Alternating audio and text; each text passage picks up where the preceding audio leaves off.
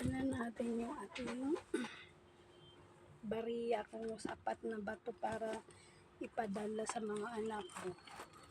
Ay nako.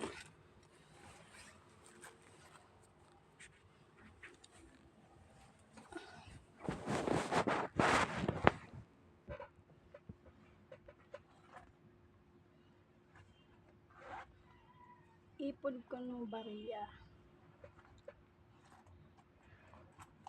Mga sukli-sukli. Bilangin natin kung pwede na ipadala sa mga anak. Ganito, hindi ka rin makakaipon. Kasi, pag may bariya ka sa wallet, kailangan nila. So, magchat-chat sila. Ganun. Sabi nga niyan, wag daw ubusan ng pera ang wallet, diba? Kaya ako minsan, mauubos. Chat-chat yung anak ko na baon. So, ngayon wala silang mga baon na Friday.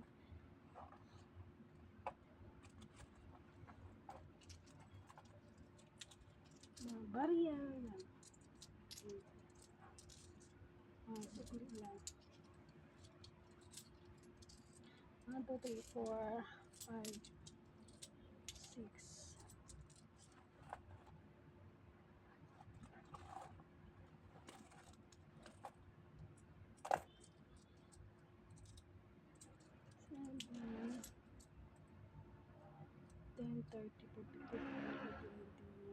So, 100 plus.